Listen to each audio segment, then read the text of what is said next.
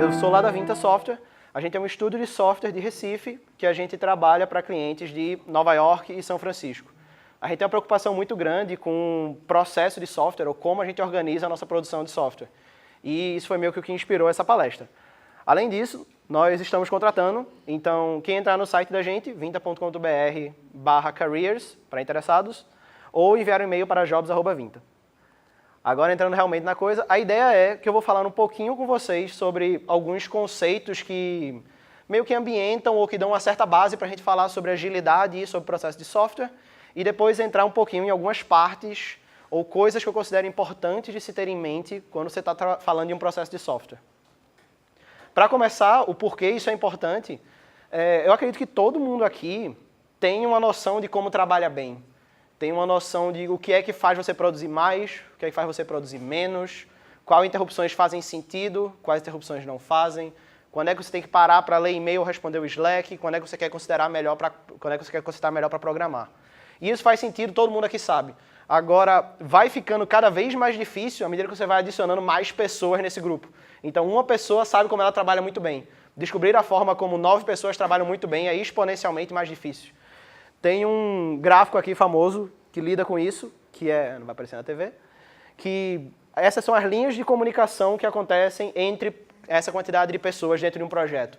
Então, você pode ver quando você passa de 3 pessoas para 9, você não simplesmente adiciona 3 interações ou 6 interações, você adiciona um número exponencialmente maior de interações. E a forma como você navega nessas interações ou tenta resolver coisas dentro dessas interações é o que define se um grupo vai trabalhar bem ou não. Muitos daqui, quem aqui já estudou sobre processo ágil de desenvolvimento ou tem alguma consideração sobre? Massa, o pessoal. Muitas vezes vocês vão ver em vários modelos ágeis de desenvolvimento que eles pregam que você tem uma equipe 100% autônoma, uma equipe altamente experiente, que cada um consiga se realocar e ver como é que a gente vai trabalhar nas coisas. Isso é porque uma das formas de você navegar essa rede de contatos e essa rede de informação que precisa existir num projeto é através de experiência. Você sabe que pessoa ativar para cada necessidade ou que pessoa é responsável por cada coisa. Quando você não tem um time altamente experiente para desenvolver, que é o caso de boa parte das empresas, né? A gente sabe que esse cenário de ter um time altamente autônomo e experiente é bem utópico, você tem que se resguardar em outra coisa, que no caso é um processo de software.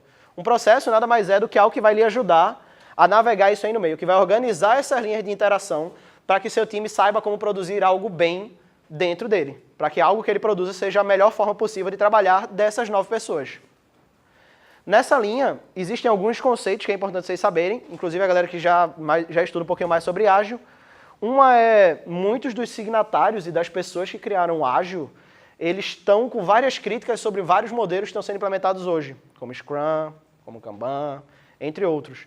E uma das críticas que eles fazem é, o que fez várias empresas adotarem ágil foi acreditar que o ágil era a forma de entregar software mais rápido, quando esse não foi nunca o motivo de por que eles criaram ágil.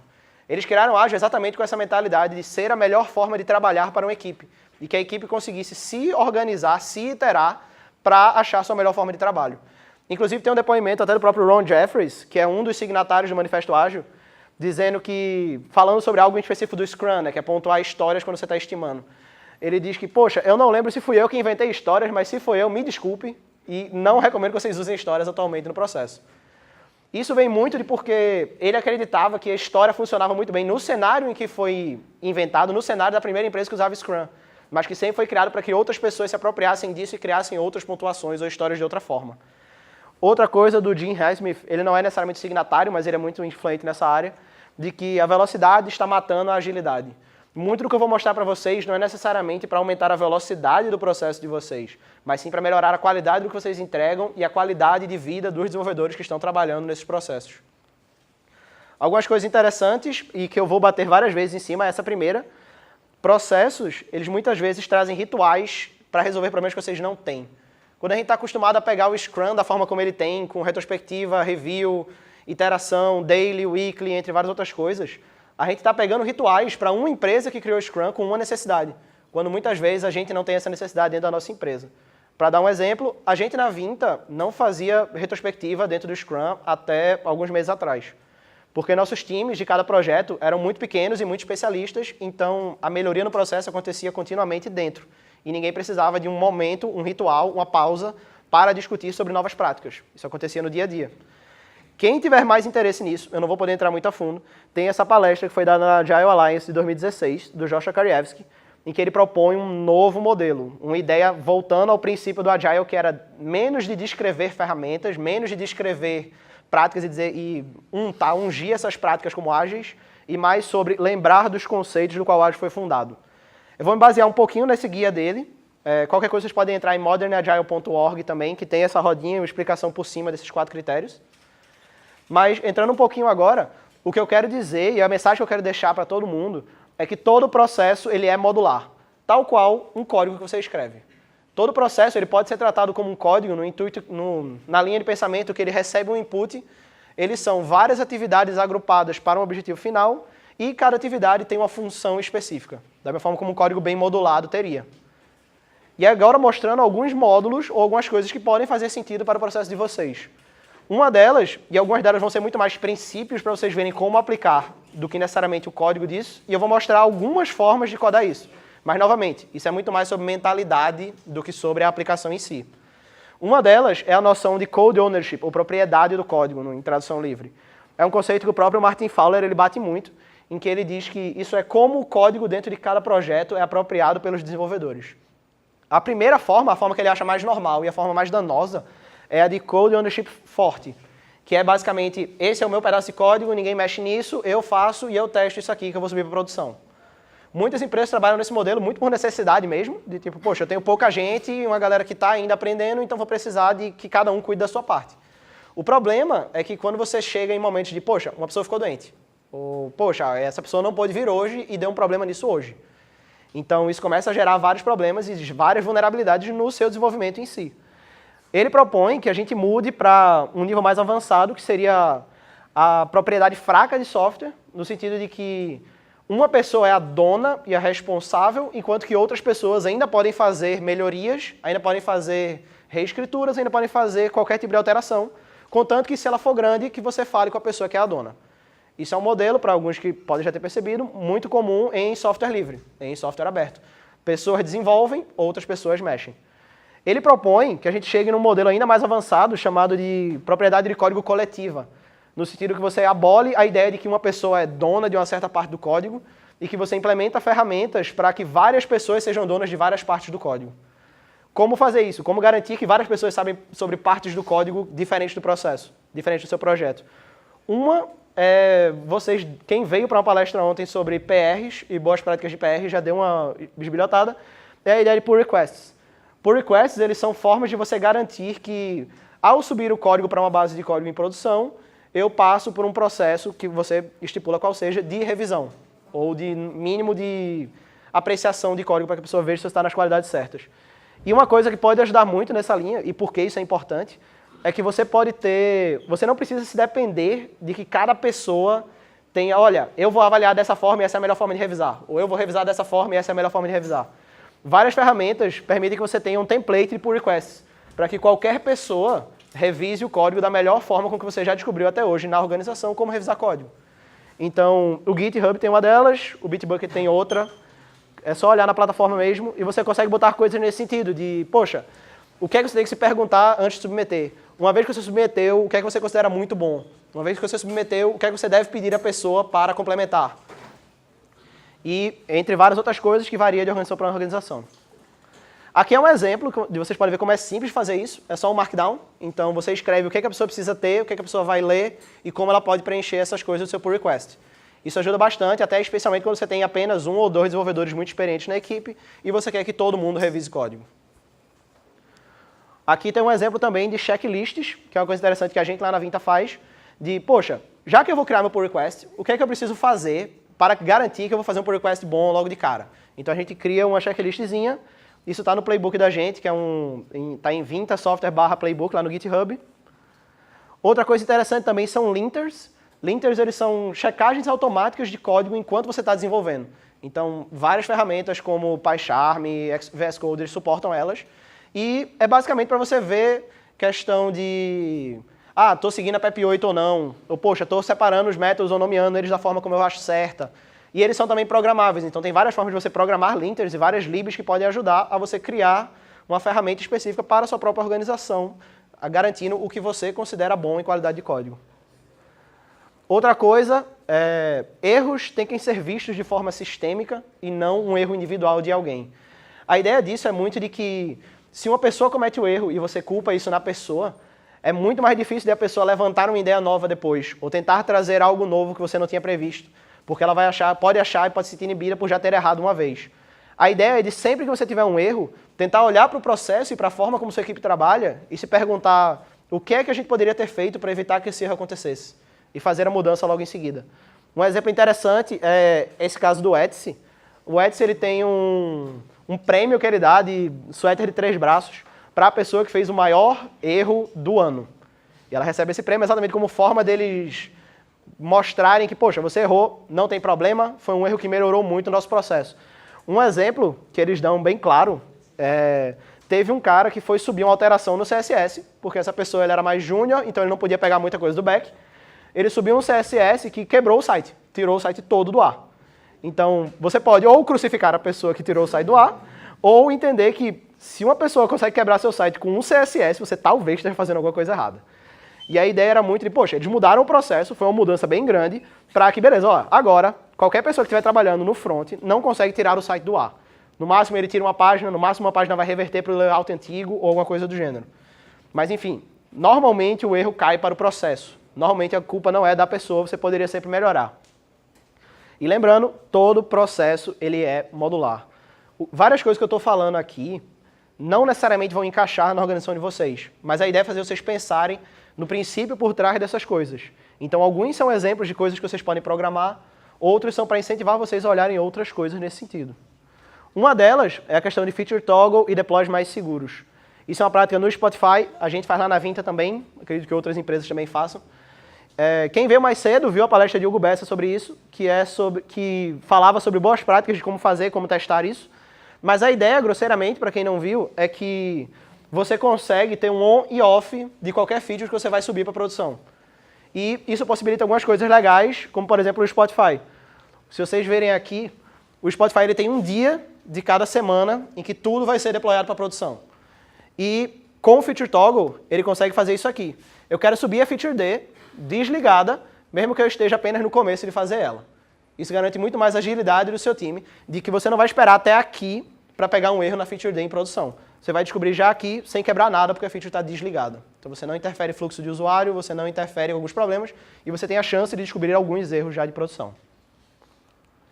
Quem tiver mais dúvidas pode olhar o Spotify, ele tem bem documentado como funcionam os squads deles, então isso é um material legal também. Outra coisa, e como você pode ajudar a transformar isso em código, é através de Continuous Integration e testes automatizados. Alguém aqui usa Continuous Integration na empresa? Massa, um pedaço da sala. A ideia é de que, basicamente, ninguém consegue... Você perde muito tempo com todo mundo testando tudo 100% dos commits, 100% dos PS que você vai fazer. E existem ferramentas que você sobe testes automatizados junto com o seu código e ela vai rodar esses testes automaticamente à medida que você vai subindo. Então é uma ferramenta muito legal, especialmente para tirar a carga de todo mundo ter que testar manualmente tudo. Existem testes que ainda vão ter que ser feitos manuais, e eu não estou dizendo para parar de testar manualmente. Eu estou dizendo que você melhora a experiência de quem está programando e melhora a experiência final do usuário tendo testes automatizados além dos testes manuais que você está fazendo. A ferramenta que a gente usa lá na Vinta é o Circle CI, ele é open source, então você consegue fazer várias alterações e ele está para a sua empresa. É uma ferramenta bem bacana. Novamente, todo processo é modular. Tem coisas para vocês pegarem e implementarem no processo de vocês. Lembrem de que não é um processo, o processo não vem completo, o processo não vem em uma caixa. O processo ele vem em partes para vocês usarem. Outra coisa interessante é faça as pessoas serem incríveis. Isso vem do Make People Awesome, do Joshua Karevsky, que ele fala de que todo produto de software, todo processo que você tem para produzir algo, deveria ter dois intuitos principalmente. Um que é fazer com que a pessoa que usa, o usuário final, se sinta muito melhor usando, consiga desempenhar atividades muito melhor, seja muito mais produtivo. E o outro é, poxa, se esse processo está fazendo isso, mas está lascando todos os programadores, talvez ele não faça sentido.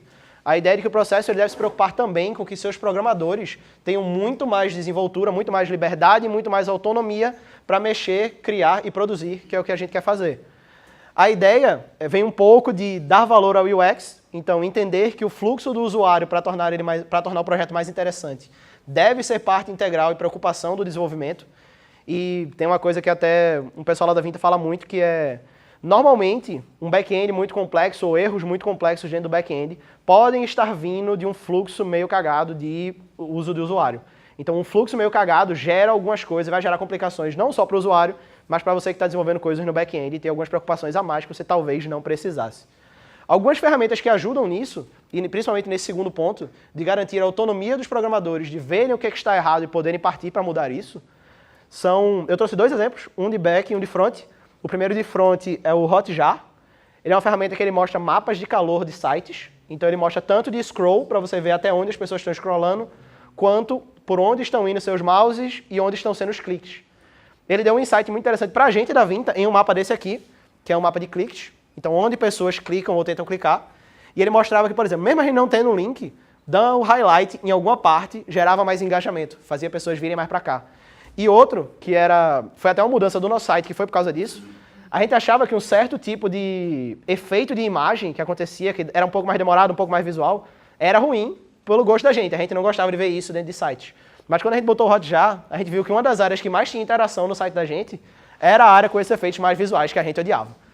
E era porque o pessoal gostava de ver as coisas mexendo, então ficava passando, clicando e lendo muitas coisas. A gente odiava o efeito, a galera adorava o efeito. Então a gente manteve o efeito e está levando isso em consideração para mudanças futuras no site. Uma ferramenta mais para back é a ideia do Mixpanel. Você consegue criar eventos que vão ser basicamente traqueáveis pelo Mixpanel de coisas que estão acontecendo no seu back. Podem ser desde requisições de página até compras de um certo produto dentro do seu sistema. Você consegue configurar isso tudo. Depende do que você quer ver, mas muitas vezes ele gera insights interessantes sobre como uma feature está sendo usada. Então, isso é especialmente legal para quem trabalha de forma interativa, que quando você libera algo para o cliente, ou você espera 2 semanas até todo mundo usar e ver que não está funcionando, ou você espera 1 semana para ver que ninguém está completando o fluxo tal qual você previu no Mixpanel. Então, talvez alguma coisa esteja errada.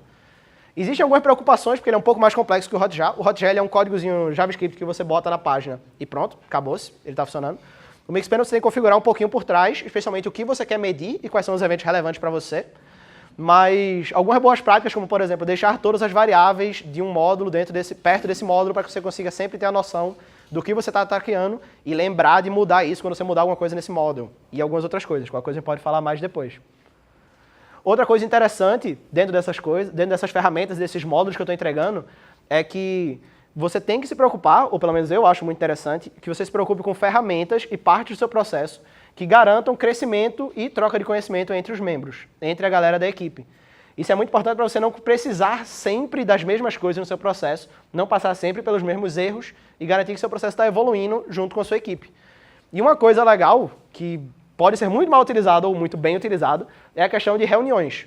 A gente sabe que reunião é uma perda de tempo grande para boa parte dos casos e que você pode reduzir reuniões, mas que reuniões têm sua vantagem e talvez faça sentido você fazer algumas mudando um pouco o propósito. Esse gráfico é legal, eu tirei do XKCD, que é basicamente o número de reuniões de acordo com o quanto perto chega do deadline do projeto. E isso mostra 2 coisas. Uma, talvez a gente precisasse de um pouco mais de reuniões aqui, no sentido de, poxa, talvez a gente precisasse trocar mais ideia, descobrir mais coisas, mostrar mais descobertas aqui antes. E 2, talvez alguém esteja usando reunião muito errada se depende de reunião para entregar o projeto.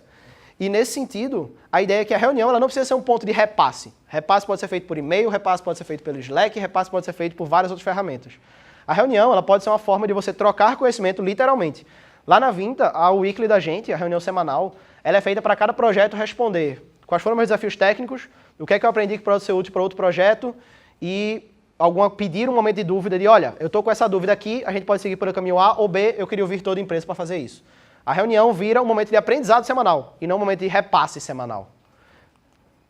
Novamente, todo o processo é modular. Alguns desses módulos não são código, não são necessariamente coisas que você vai implementar, são simplesmente ressignificações de coisas que vocês já fazem.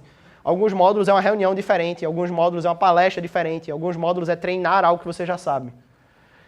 Chegando agora mais para o final, a gente tem a parte do experimentar e aprender rapidamente. Essa ideia de que uma vez que você entende que seu processo são módulos e que mexer com o seu processo não é nada mais do que tirar e botar módulos, você consegue começar a acelerar isso e fazer com que os processos entrem e saiam de forma mais rápida. E uma das coisas que ajuda, e que ajudou muita gente, é um playbook. ter catalogado, ter listado o que é o seu processo. Isso garante duas coisas muito legais, que é, uma, você celebra acordos passados, então todo mundo que entrar não precisa ter chegado no time na época que você fez um acordo de fazer o PR dessa forma, ou de codar dessa forma. A pessoa tem acesso a ver isso aqui. E outra é facilitar acordos futuros. Qualquer acordo que você vai fazer com o seu time ou com a sua equipe de desenvolvimento é baseado em tudo que já foi acordado anteriormente. Então você evita rodar em círculos no longo prazo. Você evita que daqui a 5 anos você esteja resolvendo um problema que você resolveu há 2 anos atrás. E um playbook pode ter qualquer coisa, pode ter desde checklists, guidelines, parte do processo, coisas que seu gerente deve checar antes ou depois de atividades. Outra coisa, isso facilita muito que a inovação não dependa apenas de algumas pessoas-chave do seu time.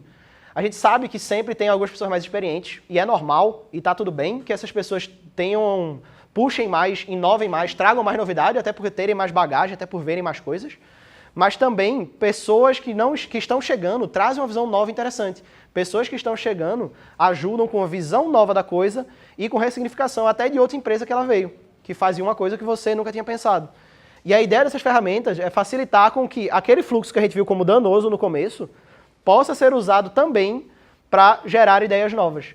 Para que o seu processo não só corte linhas e corte arestas, para que ele possibilite com que aquelas arestas sejam para crescer o seu processo, para tentar coisas novas, para experimentar coisas novas, e não simplesmente para gerar som ou ruído na comunicação e entregas a mais atrasadas.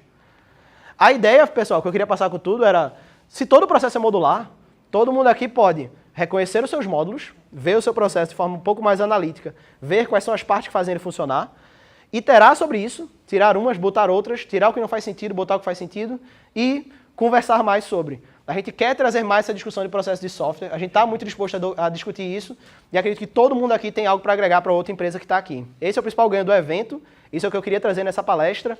Muito obrigado, estão aqui algumas referências e o link dos slides está num blog post que a gente fez. Obrigado.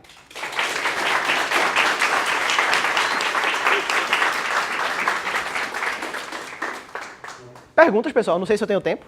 Tem 5 minutos. Massa. 5 minutos de perguntas. Alguém tem dúvidas? Beleza.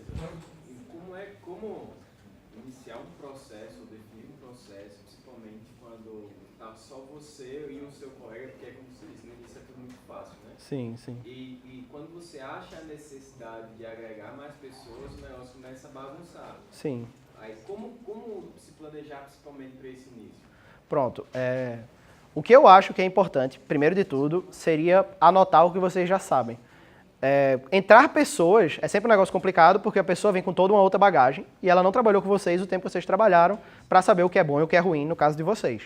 Então, o que eu acho relevante primeiro é anotar. Garantir que todo mundo tenha apenas um ponto de discussão sobre o que é bom e o que é ruim. Então, beleza, olha, tu está trabalhando com o teu amigo. Vocês fazem uma coisa e funciona de certa forma. Quando a pessoa entrar, qualquer pergunta que ela faça pode ser motivo para anotar algo. Então, poxa, olha, como é que eu faço um pull request? Poxa, a gente faz assim, assim, assado. Vamos deixar anotado como se fosse só uma checklistzinha, de tipo, ó, cheque isso, olhe isso, veja isso, depois submeta. Anota essa checklistzinha e vai catalogando isso. Qualquer pergunta que essa pessoa faça, que vocês já tenham a resposta, anota e deixa isso catalogado, porque a próxima pessoa já vai ter essas perguntas respondidas. Meio com FAQ, mas que isso é o que começa todo o playbook. Aí, a partir do momento que você tem mais pessoas e que você vê que, poxa, beleza, talvez eu tenha que começar a dar guidelines para nomes de coisas. Talvez eu tenha que dar guidelines para estilos de código ou para forma de arquitetura. Você começa a agregar lá também. Então, as necessidades vão meio que surgindo e é por isso que a ideia não é, por exemplo, pegar o Scrum todo ou pegar qualquer processo todo e usar, mas sim ver o que é problema para vocês. Se algo não é problema, e se algo pode ser resolvido na conversa, porque talvez seu time esteja todo no mesmo lugar, ou seu time seja todo de amigos que sempre estão conversando, muitas vezes, muitas coisas que você vai querer fazer não precisa que vocês estão resolvendo. Mas a partir do momento que isso vira um problema, que isso vira uma dúvida, aí sim, anota e você vai checar sempre nisso. E pessoas novas checam sempre nisso também.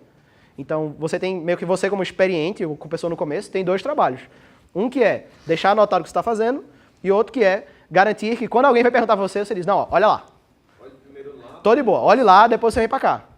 Então, tipo, a gente evoluiu um pouquinho já no sentido que toda pessoa que entra, a gente faz eu particularmente paro, vou ler o playbook todo com a pessoa.